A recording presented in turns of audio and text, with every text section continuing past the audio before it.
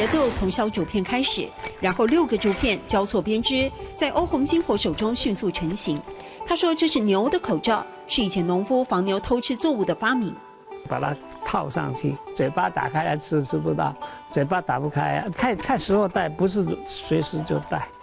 现在当然用不上了，用不到，因而没有人肯学。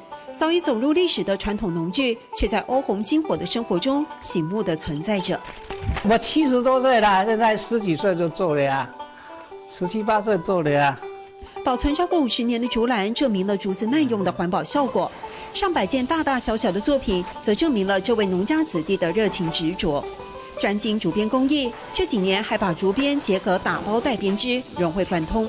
上次去到桃园县政府的时候，我提一个东西去，每一个人来都要想要这一个，我也不是要卖的，我要这样。编织时钟也非常吸睛，以创作发想，欧红金火开始挑战迷你版。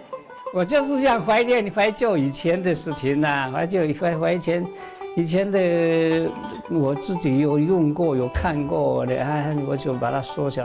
老师，苏如懂吼，动力来自哪里？我跟演员帮你兄弟做。我想我传下去做了个东西出来，背后都已经看了。老师说，我想我传下去，我想要传承下去，做出来给大家看，对不对？就傻傻的做啦，就有时间就去摸啦，去做啦，管它以后管它是什么东西了。不去想，也许有一天都消失了。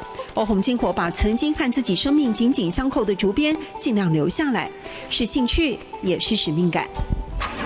上课喽！我跟演员本唔上去做，我想爱传下去。我跟演员本唔上去做，我想爱传下去。谢谢宗宇老师。